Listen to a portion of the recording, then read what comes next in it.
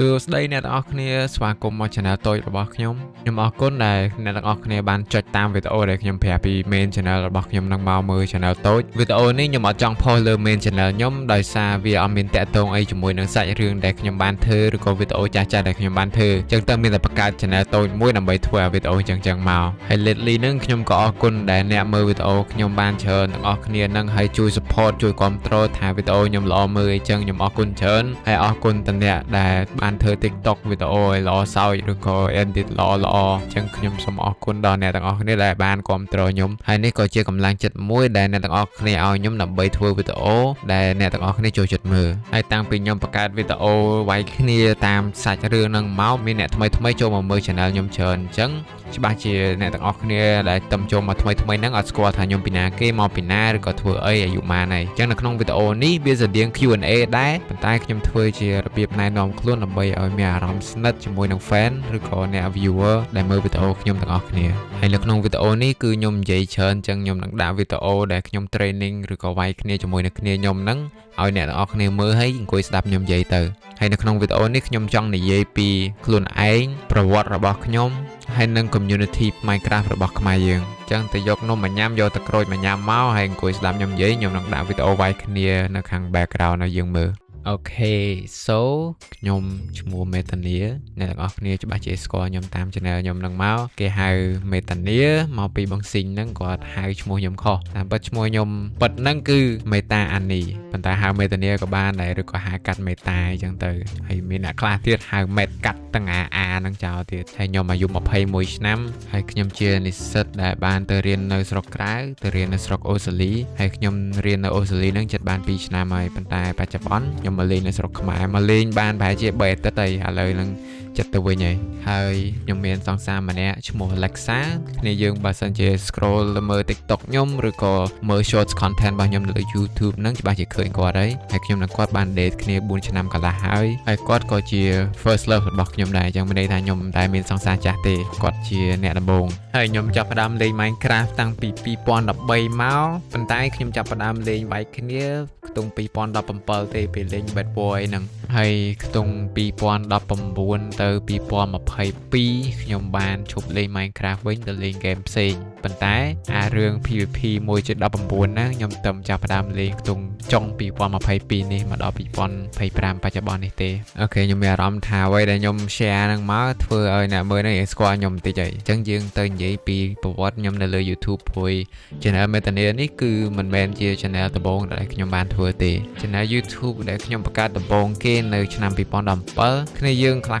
អាចស្គាល់ប៉ុន្តែខ្ញុំខ្ជិលយកវាមកនិយាយព្រោះវាអត់ជោគជ័យទេវាបានត្រឹម300 subscriber ហើយ channel ទី2របស់ខ្ញុំបានវាជោគជ័យដែលខ្ញុំបង្កើតនៅ2019ហើយ channel ហ្នឹងវា focus ទៅ game មួយឈ្មោះ Cranker ហើយពេលហ្នឹងខ្ញុំលេង Cranker ហ្នឹងលេងជាបែប competitive ប្រកួតក្នុង tournament ចូលទៅខាង e-sport អីចឹងទៅខ្ញុំមាន team ហើយដោយសារខ្ញុំជា pro player នៅក្នុង game Cranker ហ្នឹងខ្ញុំបង្កើត channel មកគេស្គាល់ខ្ញុំពី tournament ផងចឹងទៅគេដឹងថាយើងខ្លាំងបានគេទៅមើលហើយ channel ហ្នឹងវាផ្ទុះឡើងដល់ 20k subscriber ដែរប៉ុន្តែដល់ពេលយើងខានផុស view ចឹងទៅឥឡូវហ្នឹងវាសល់តែ 15k ទេហើយ content ដែលខ្ញុំធ្លាប់ផុសហ្នឹងវានៅនឹងដែរទេចឹងបើសិនជាគ្នាយើងចង់មើលខ្ញុំដាក់ link នៅក្នុង description ហើយនឹងមានរូបថតដែលខ្ញុំដាក់នៅលើ screen ហ្នឹងឲ្យមើលចឹងដែរហើយវីដេអូដែលខ្ញុំប្រកួតនៅក្នុង tournament របស់ Cranker ហ្នឹងក៏ខ្ញុំដាក់ក្នុង description ហ្នឹងដែរបើសិនជាអ្នកខ្លះដែលគេតាក់ទាញចិត្តទៅមើលអា game បាញ់គ្នាចឹងហើយហេតុដែលខ្ញុំឈប់លេង game ហ្នឹងមកពីពេលខ្ញុំប្រកួតយូរទៅគេ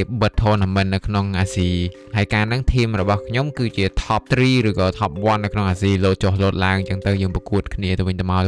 អាទិត្យហ្នឹងលោតចុះលោតឡើង top 1 top 3 top 1 top 3 ចឹងទៅប៉ុន្តែដោយសារគេបិទអា tournament នៅក្នុងប្រកួតក្នុងអាស៊ីហ្នឹងបានពួកខ្ញុំ decide ថាអូខេវា end of the road ហើយចឹងទៅយើងឈប់លេង game ហ្នឹងទាំងអស់គ្នាហើយសម្រាប់ខ្ញុំនៅស្រឡាញ់ខាងធ្វើវីដេអូសម្រាប់ YouTube ក៏ខ្ញុំបានធ្វើវីដេអូក្នុង Minecraft លេងនៅក្នុង Master Club ហើយធ្វើវីដេអូផុស ទៅបង្កើត channel Methany MC នឹងមកហើយដំបូងហ្នឹងខ្ញុំមិនទាន់បានបង្កើត account Methany MC ហ្នឹងទេខ្ញុំយកវីដេអូដែលខ្ញុំធ្វើក្នុង Master Club ហ្នឹងយកទៅ post នៅក្នុង account rejection បើសិនជាចុចមើល channel ហ្នឹងទៅច្បាស់ជាឃើញអាវីដេអូដំបូងគេដែលខ្ញុំបាន post នៅក្នុង Methany MC ប៉ុន្តែខ្ញុំទៅ post នៅនោះមុនដល់ពេលនៅនោះគេអត់មើលអញ្ចឹងទៅបានខ្ញុំបង្កើត channel Methany MC ហ្នឹងយកមក post មកហើយវីដេអូដំបូងគេហ្នឹងខ្ញុំ target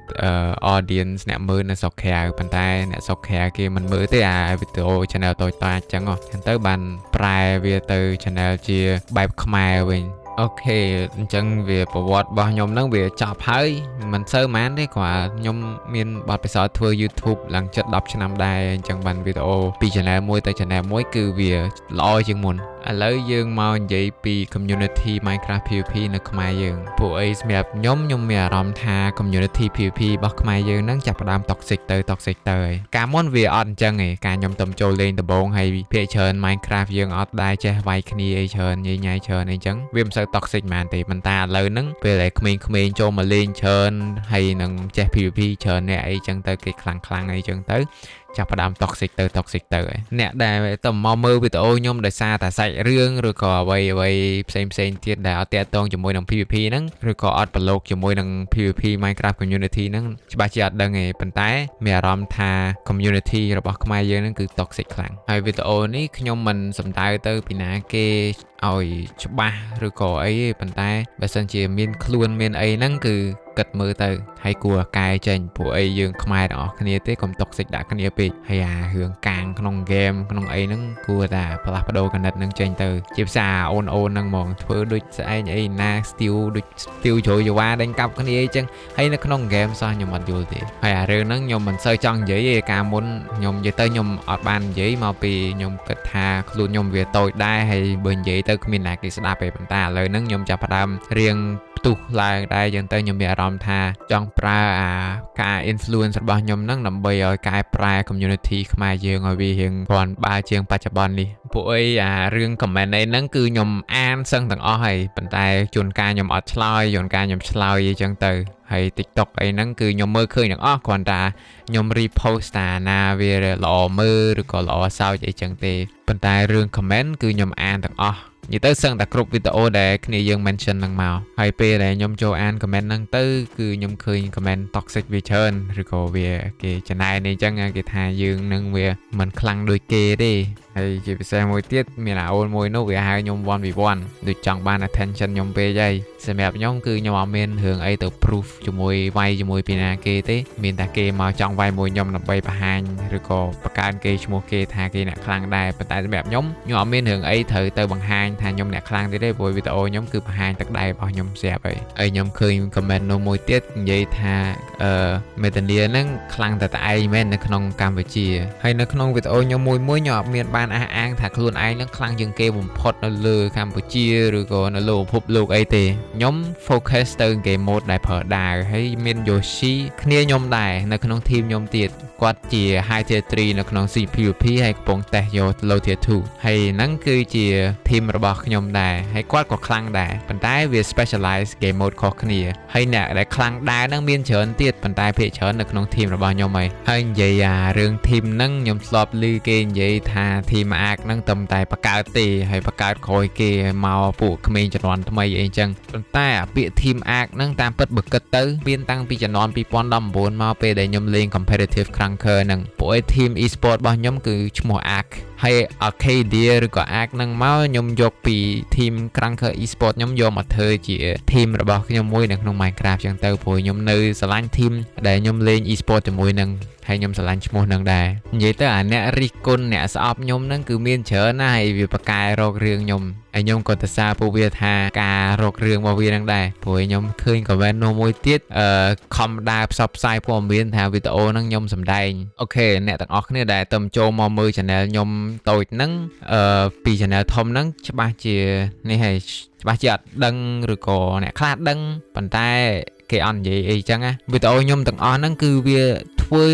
ជាសាច់រឿងហើយអារឿងសម្ដែងហ្នឹងគឺខ្ញុំមិនមែនតែម្ចាស់ផ្ដើមធ្វើពីឥឡូវទេបើសិនជាអ្នកទាំងអស់គ្នាទៅមើល live stream ខ្ញុំលេងនៅក្នុង Kingdom លេងនៅក្នុង Minering SMP ឯហ្នឹងវាស្ទើរសម្ដែងទាំងអស់ខ្ញុំធ្វើជាសាច់រឿងព្រោះអាហ្នឹងគឺជាអ្វីមួយដែលខ្ញុំចូលចិត្តធ្វើបង្កើតជាសាច់រឿងនិពន្ធមួយមកអញ្ចឹងទៅហើយធ្វើអញ្ចឹងទៅប៉ុន្តែអារឿងសម្ដែងហ្នឹងខ្ញុំអត់បានលាក់បាំងអីទេបើសិនជាអ្នកទាំងអស់គ្នាបានចូលទៅមើលគ្រប់វីដេអូរបស់ខ្ញុំដែលខ្ញុំសម្ដែងអាវីដេអូដែលវាយគ្នាជាមួយនឹងដៃនាគហ្នឹងនៅក្នុង description ហ្នឹងខ្ញុំដាក់ថាវីដេអូហ្នឹង script ហើយខ្ញុំក៏ translate វាទៅជាខ្មែរដែរបើសិនជាអ្នកទាំងអស់គ្នាបានមើលគឺ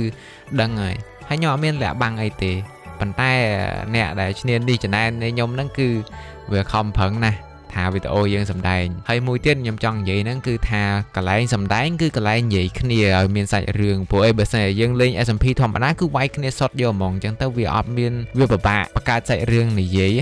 ឬក៏បង្កើតសាច់រឿងនិទានអារឿងសម្ដែងហ្នឹងគឺការនិយាយប៉ុន្តែអាការវាយគ្នាហ្នឹងគឺមែនតែនវាគ្មានសម្ដែងកើតទេព្រោះតែសម្ដែងគឺលេងឆ្កងហើយ skill ទាំងអស់ដែលខ្ញុំចេះបង្ហាញនៅក្នុងវីដេអូហ្នឹងគឺខ្ញុំចេះមែនតែនខ្ញុំចេះវាយមែនតែនមិនមែនសម្ដែងទាំងអស់ទេហើយអ្នកទាំងអស់គ្នាបើសិនជាចូល description ហើយច្បាស់ជាឃើញពាក្យថា thank you to ហ្នឹងគឺជាអ្នកដែលចូលលេងជួយខ្ញុំថតវីដេអូហើយខ្ញុំក៏អរគុណអ្នកដែលចូលធ្វើវីដេអូជាមួយខ្ញុំនឹងដែរហើយអ្នកទាំងអស់គ្នាអាចទៅសួរពួកគាត់ព្រោះខ្ញុំច្បាស់ហើយថាពួកគាត់នឹងស្គាល់អ្នកមើលខ្លះៗហើយទៅសួរគាត់ទៅវីដេអូពេលវាយគ្នានឹងសម្ដែងមែនអត់ច្បាស់ជាគាត់ឆ្លើយថាវាយមែនតែនហើយគ្រាន់តែវាវាយតាមសាច់រឿងព្រោះបើសិនជាយើងវាយតាមអា SMP លេងដូចមក SMP មែនតែននឹងបង្កើតជាសាច់រឿងអត់កើតទេមើលអត់យល់មកវល់វិញនឹងយកមកអ្នកនរគ្នាបើសិនជាទៅឈរមើលគេវាយគ្នានៅ spawn មក SMP នេះច្បាស់ជាយល់ទេថាវាយគ្នាវល់បែបណាមនុស្សរត់ញ៉ៃញ៉ៃពេញនឹងអីអញ្ចឹងវាគ្មានសាច់រឿងអីឲ្យល្អមើលហើយវីដេអូមួយតែអញ្ចឹងមកគ្មានអ្នកមើលទេគេភាគច្រើនគេមើលតាមសាច់រឿងហើយហ្នឹងច្បាស់ជាមានសំណួរមួយទៀតហើយមិនបង្កើត SMP ឲ្យលេងមែនតែនហើយបង្កើតជាវីដេអូមកអាហ្នឹងក៏ខ្ញុំធ្លាប់ធ្វើដែរខ្ញុំបង្កើត456 SMP អាចឆាតសួរ Foxy ឆាតសួរ Leviathan អី Levi Q អីហ្នឹងតាមដែលយើងស្គាល់ហ្នឹងហើយគ្នាខ្ញុំច្រើនទៀតដែលធ្លាប់លេង Team SMP Arcadia SMP Season 2 Season 1 Season 3 Season 4ហ្នឹងលេងមែនតែនលេងមួយខែជាងហើយមិនបានវីដេអូទេហើយវីដេអូថតចោលនៅក្នុង hard drive ទុកចោលប្រហែលជា 100G អីជាងព្រោះតែពេលធ្វើអាមែនតែនមកលេងមែនតែនយកឈ្នះយកចាញ់អញ្ចឹងវាពិបាកធ្វើវីដេអូវិញព្រោះយើងត្រូវលេង server ហ្នឹង20-30 ម៉ោងបានវីដេអូមួយអញ្ចឹងហើយគ្នាយើងសិតតាមអុកខ្ញុំឲ្យបានមកវីដេអូមួយអាទិត្យហើយបើសិនអង្គុយលេង20 ម៉ោងអីអញ្ចឹងណោះចាំតែមួយខែ2ខែបានវីដេអូមួយហើយអារឿងសម្ដែងហ្នឹងខ្ញុំអត់មានបានសម្ដែងវីដេអូធ្វើវាយខ្លាំងវាយ11 21អីអញ្ចឹងធ្វើដើម្បីដង្កើងឈ្មោះខ្លួនឯងថាអូអញខ្លាំងនៅក្នុងកម្ពុជាអត់មានទេខ្ញុំអត់បានធ្វើអញ្ចឹងទេព្រោះខ្ញុំស្គាល់ទេអារសជាតិដែលយើងបានជា top 1 យើងប្រកួតយកឈ្នះយកចាញ់ហ្នឹងនៅក្នុង Kranke Esports ហ្នឹងខ្ញុំលេងឡើងប្រហែលឆ្នាំ 2-3 ឆ្នាំហ្នឹងខ្ញុំបាន top 1 ប្រហែលដង tier list នៅក្នុងអាស៊ីយើងហ្នឹងខ្ញុំបាន top 1វាឆ្អែតឆ្អន់ហើយនិយាយទៅអញ្ចឹងទៅខ្ញុំមិនមកធ្វើអញ្ចឹងដើម្បី boost ego ខ្លួនឯងទេអញ្ចឹងកុំយកច្រឡំពួកអូនដែលគិតថាបងធ្វើវីដេអូដើម្បី boost ego ខ្លួនឯងហ្នឹងព្រោះបើគិតទៅអារឿង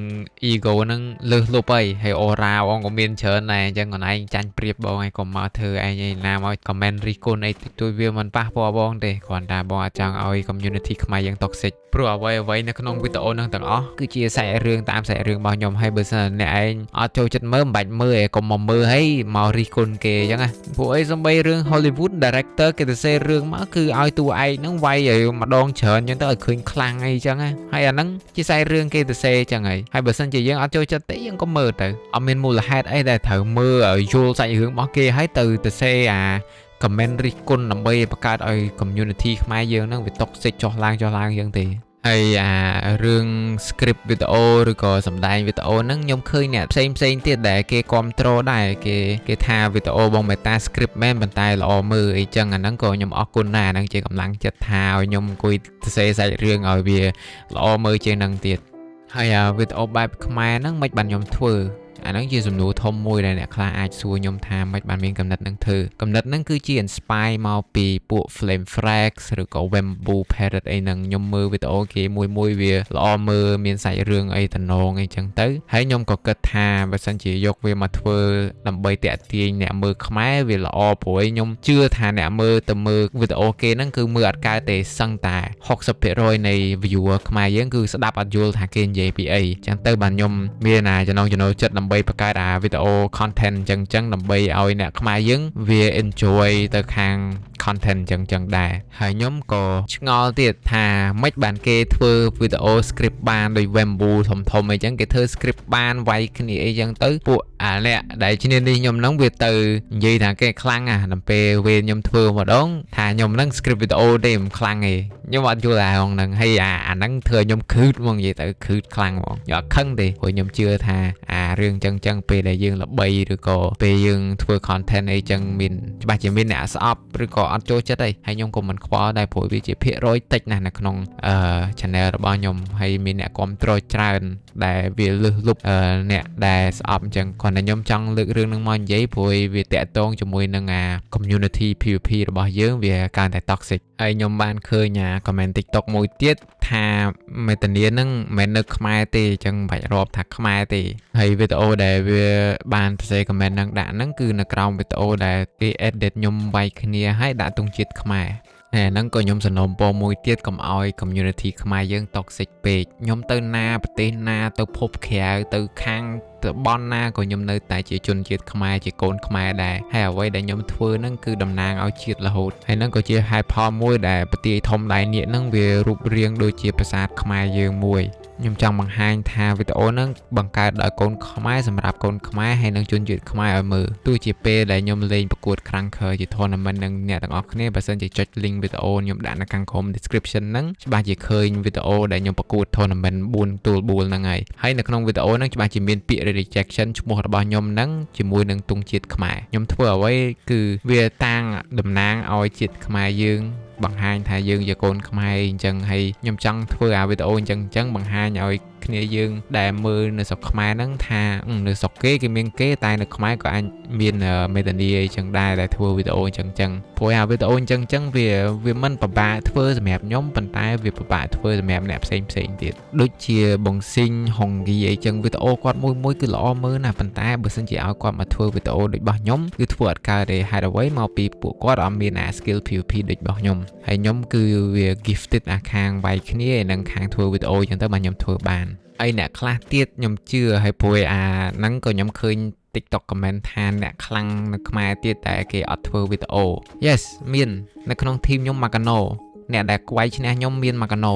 ហើយ team ខ្ញុំមិនមែនទូចទេហើយក៏មានអ្នកខ្លាំងខាងនឹងច្រើនដែរប៉ុន្តែគេអត់ធ្វើវីដេអូមកពីគេអត់ចេះធ្វើអញ្ចឹងសម្រាប់អញ្ចឹងវាត្រូវការ skill ច្រើន skill កាត់តវីដេអូ skill សរសេរសាច់រឿង skill ប្រាប់សាច់រឿង skill និពន្ធសាច់រឿងអីចឹងហើយនឹង skill វាយគ្នាដើម្បីឲ្យធ្វើល្អមើលហើយច្បាស់ហើយនៅខ្មែរហ្នឹងខ្ញុំជឿខ្ញុំហ៊ានអះអាងថាខ្ញុំជាអ្នកទី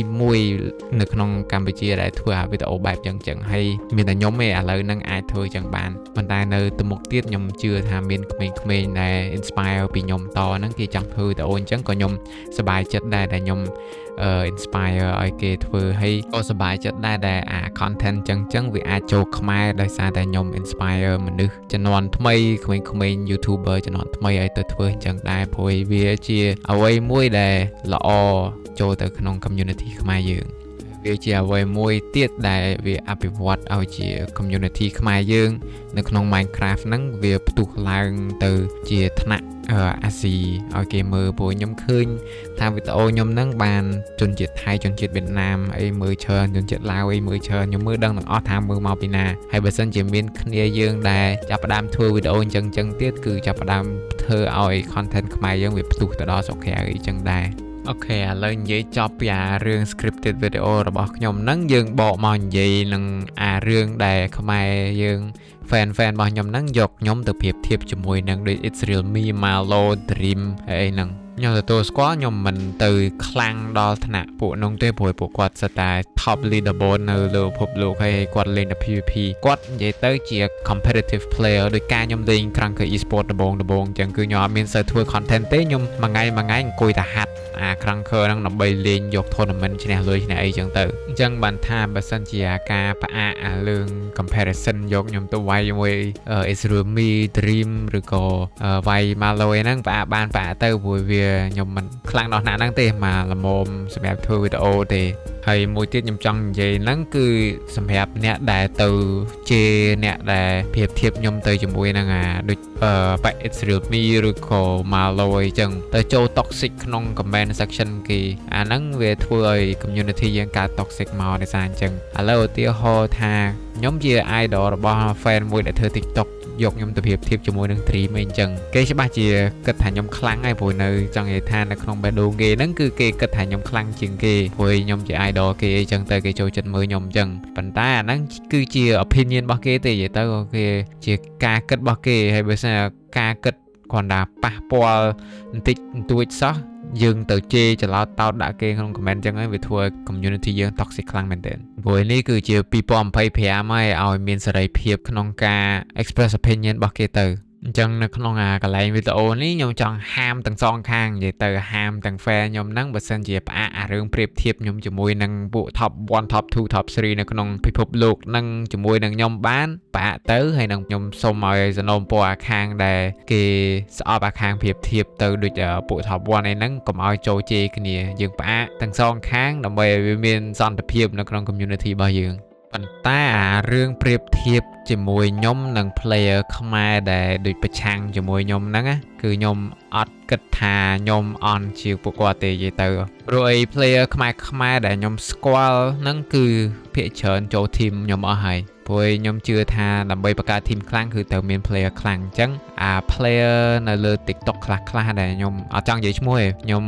សូមឲ្យផ្អាករឿងប្រៀបធៀបជាមួយនឹងពួកគាត់ដែរទៅព្រោះវាមិនស្មើគ្នាទេហើយក៏ទឹកដៃក៏មិនដូចគ្នាដែរ game mode លេងខុសគ្នាអញ្ចឹងព្រោះអីខ្ញុំឥឡូវហ្នឹងខ្ញុំលេងតែ game mode SMP Kit តែដែលប្រើ shield ប្រើអីហ្នឹងដើម្បីវាយគ្នាប៉ុន្តែ player ដែលខ្ញុំឃើញគេប្រៀបធៀបខ្ញុំទៅហ្នឹងសិតតែលេង Netherite Pot ទាំងអស់ហើយបើសិនជាខ្ញុំនិយាយត្រង់ទៅ